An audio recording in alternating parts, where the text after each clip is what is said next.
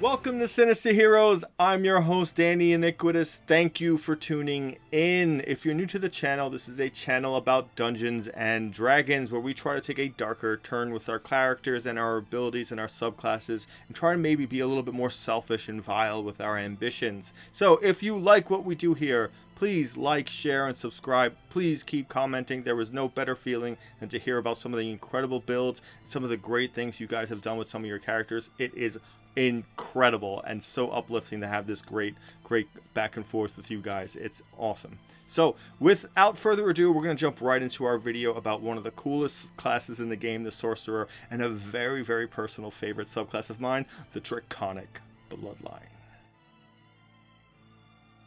The Draconic Bloodline Sorcerer. This is a sorcerer that's built for blasting. If you really wanted to go out there and just hit high numbers with all your spells, really look at this subclass. With the versatility that you get with the sorcerer and what you can do with this subclass, it really entices this very devastating presence on the field of battle. It's very cool, and as a charisma caster, you have a great array to be intimidating and very persuasive or deceptive in all role-playing moments. It's a very great way to really have a very exciting character. One of the things I really love to do with this subclass is reflavor it as a fiend bloodline. Really dive into being a tiefling, which works out really well for sorcerers, and really give into that. All it is really is just changing anytime it says dragon or draconic into fiend. You get a lot of the same things, and if you go fire, it really falls very well into this concept of being this nine hells kind of tiefling, this Asmodeus bloodline tiefling where fire is your nature, and being deceptive and daring and like dastardly really works so well into what your character is, and it really sets this wonderful tone that like your character has this gravitas towards their entrance. Like when you walk in as a tiefling and all eyes are staring at you and you're this master of fire and damage and destruction, and you can be greatly intimidating, it is a very powerful feeling, and it really draws to this great like audacity of being this kind of darker character, or being this devilish fiendish kind of character really gets brought to the forefront, where you can use that intimidation to really be your face skill as opposed to persuasion or deception, which is an exciting way to use your face abilities. The other way I really like to play Draconic Bloodline is as a true dragon bloodline. I like to play it as a dragonborn, and I feel like a lot of the abilities work really well together, because you can supplant some of the spell slots you get with your dragon's breath weapon attack, and it's an exciting way to add on to what you do, and it can really change how your build works. It's a very exciting way, and you can really feel this dragonborn like pride, because one of the things in the lore behind the dragonborn is that they're never one to play second fiddle. They always strive to be the best. If they're going to be in an army, they are going to do everything in their power to be the commander of that army, to lead that brigade, to be the number one of whatever it is. No dragonborn is part of any kind of a guild without this incredible ambition and this need and this like real devout belief that they are superior enough to be the one commanding this. And you introduce that so well with this great gravitas of character that only a true dragon can really do, and you can really enjoy that and dive deep into that lore of what a dragonborn is and combine it so well into a great basis for what a sorcerer is. One of the core features about the sorcerer is meta magic. It's a very cool ability that lets you augment your spells and cast them in unique ways or augment their effects. It is crucial to the sorcerer how you use these and how often, and taking real care to use them as regularly as possible, because it is your real defining feature. I like to build characters a couple of ways based on who they are lore-wise and what kind of environment the campaign is going to take place in. And one of the other things I build them around is what they look like in combat. So one of the things that really brought my attention to the Draconic Bloodline Dragonborn Sorcerer is this imagery I had with Scorching Ray, where you cast the Scorching Ray as a bonus action using your Quicken spell meta magic. So you're just shooting these 3 rays out, and you're just now changing your focus. And you're looking at something that might be close to you, or you might walk up to something, and now you drop your breath weapon to lay waste to everything in front of you. I really get drawn into that, because there's this great danger of coming up close as a sorcerer, and using your breath weapon is an exciting thing you can do, and it's interesting when you compound that with actual spells. It changes the way things look at you. Imagine seeing that as a player character, or seeing one of your allies doing that, or seeing that as an NPC. That is very startling, and now you feel a little bit more unique about your subclass and your character, because you're doing things that you couldn't do beforehand. Metamagic gives you that ability.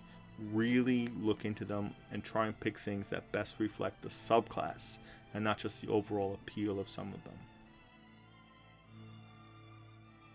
At first level, you gain access to Draconic Ancestry. This might seem like flavor text or like a ribbon ability, but it's really much more than that, because it sets the ground for what your Draconic Sorcerer will be. Because you should be selecting spells that do these types of damages, and important for what kind of things you get after this ability. So don't take this too lightly. Definitely look at your spell list. Definitely try and coagulate something that's really cool between them. And understand, if you're like me and you like to flavorize this, for a fiend, you can, instead of using colored dragons, you can use the 9 hells and kind of reflect it like that. You can use poison for Beelzebub. You can use cold for Levistus. You can use Asmodeus for fire. You can do a lot of interesting things by working your way around those circumstances and really taking the time to learn your fiends, which you should, because deep down we all love them so dearly. It also gains you the ability to read, write, and speak Draconic. You also get a double proficiency bonus whenever using a charisma check when you interact with dragons. If you are reflavoring this, definitely go over this with your DM. Speaking to any kind of race or being has impacts in game, and having a bonus to your ability to do so might be very influential to the course of what your campaign is doing and how that breaks out. Especially when you're changing things with flavor, talk to your DM and get that squared away as quickly as possible. At first level, you also gain access to Draconic Resilience. As magic flows through your body, it causes physical traits of your dragon ancestor to emerge. At first level, your hit point maximum increases by 1 and again by 1 whenever you gain a level in this class. Additionally, parts of your skin are colored with a thin sheen of dragon-like scales. When you aren't wearing armor, your AC equals 13 plus your dexterity modifier.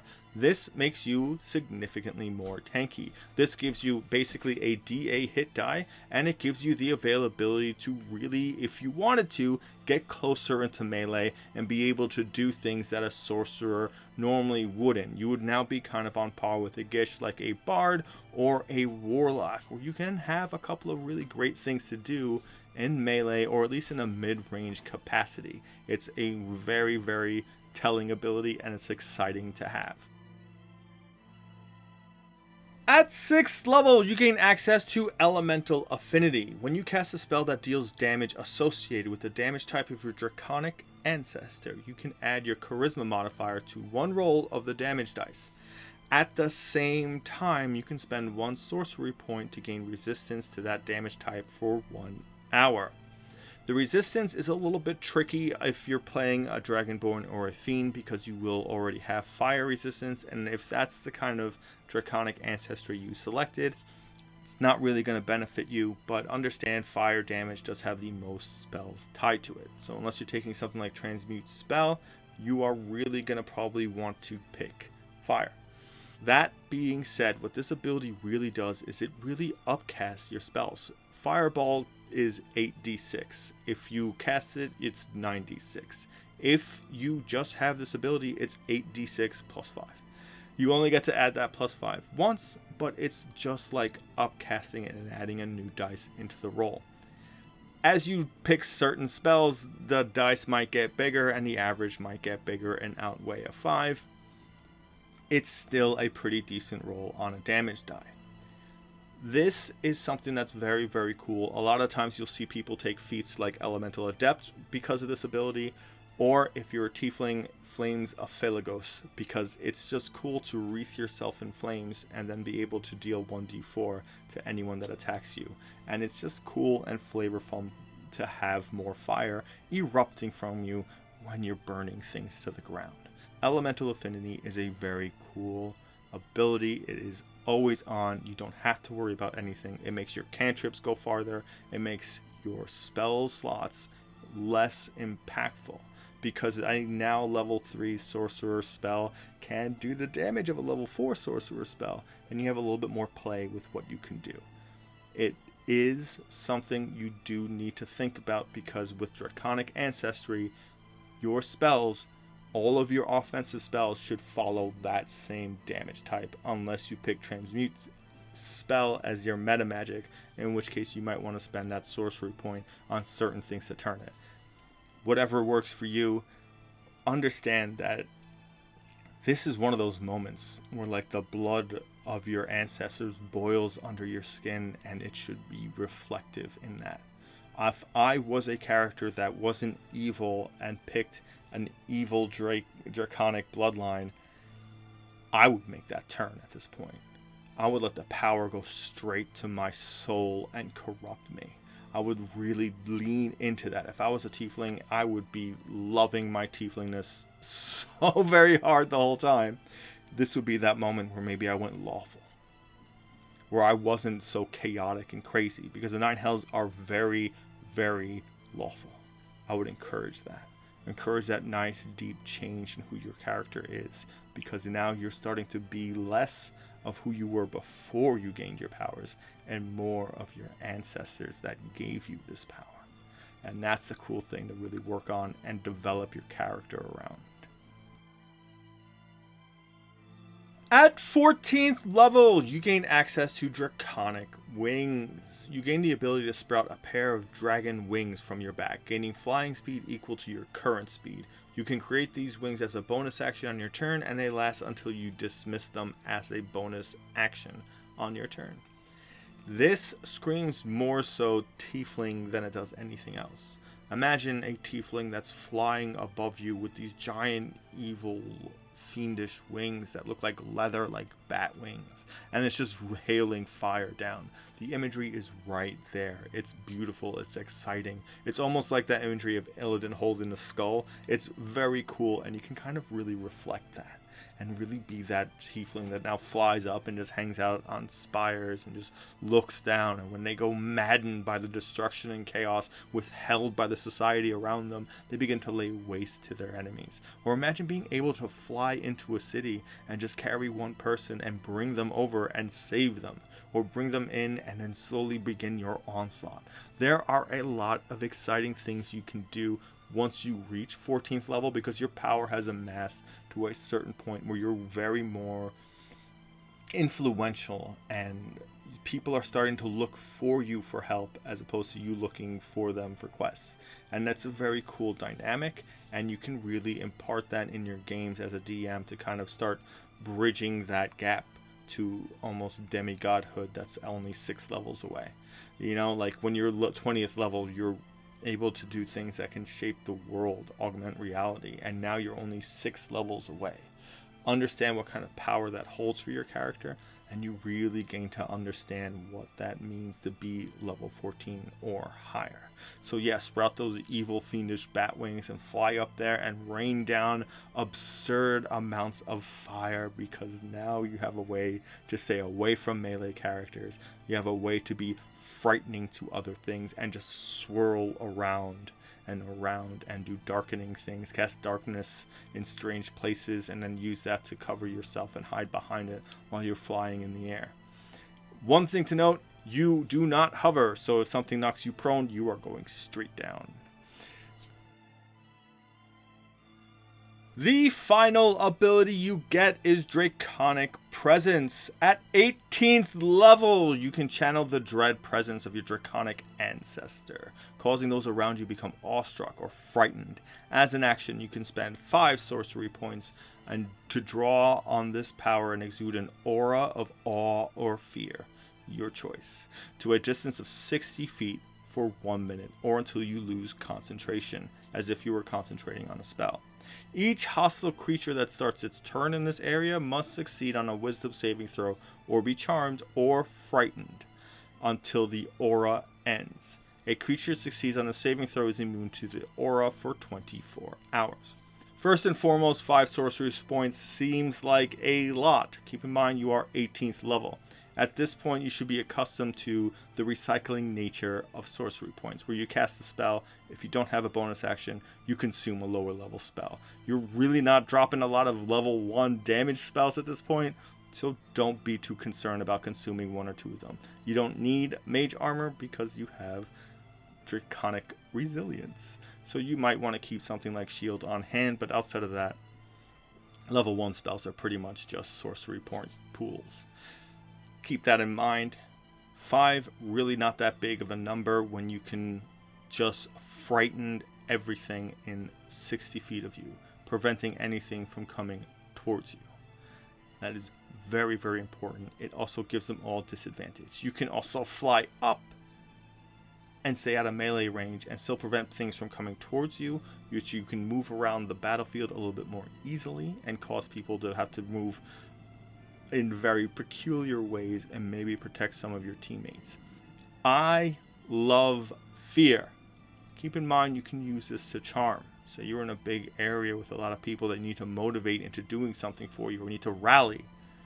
Well, being awestruck is a great way to do that. It gives you a good play between being an actual combat ability and an actual social ability as well. So don't think of it just as one or the other. Be willing to try this. If you happen to meet a game where you go up to level 18 and you get this ability, you owe it to yourself just to use it, just to see what it feels like. Maybe you might be deceptive how great it is. Keep in mind, if you pick Quicken Spell, you can cast another spell before this, so you don't necessarily waste an action. It's an exciting way to try something different and scare everything. Our final thoughts. The Draconic Bloodline Sorcerer is awesome. I'm a big fan of sorcerers, and a Draconic Bloodline just screams to me when I want to be blasty and I want to deal serious damage. I play sorcerers in a very irresponsible manner. I tend to chew up my sorcery points, I tend to chew down my spell slots, and I tend to wish and wash them back and forth and recycle them constantly. I am almost always consuming a spell slot or using sorcery points on almost all of my turns. It can be very devastating depending on the kind of DM you have or the kind of campaign you're running. I love that high risk and high reward. I like that excitingness to be able to do something that no one else can. It is great to me. I really feel like meta magic should be purely restricted to sorcerers, and you shouldn't even be able to get it through any other means besides being a pure sorcerer. That being said, I get that people really like blasty characters. That's why the Evocation Wizard is very popular. These are very, very needed abilities. You need to be able to do heavy damage. At some point, it is a combat-oriented system built for a real specific purpose. Social encounters are great and exciting, and as a sorcerer, you get that, and you can cast things like Subtle Spell Charm and really change the playing field a little bit, and you get to be this heavy damage dealing chaotic hero, and it is wildly exciting, and you can do that with this subclass, and it gives you face abilities to lean back on because you're a sorcerer and you're a charisma caster. You have an AC of 13 plus your dex. If you happen to roll stats and you rolled lucky, boom, now you can get up close, now you can Booming Blade, now you can Green Flame Blade, now you can have 16 armor, and you can pump shield into that and have something like 22, 23 armor, or whatever when you get higher up. It's so many great options in one subclass. I really find very few reasons not to fall head over heels for this. That being said, we're going to bring this video to a close. Thank you so much if you waited this long and watched the entire thing. Please like, share, subscribe. Please keep commenting. We love to hear from you guys. And thank you for giving a spooky kid a chance.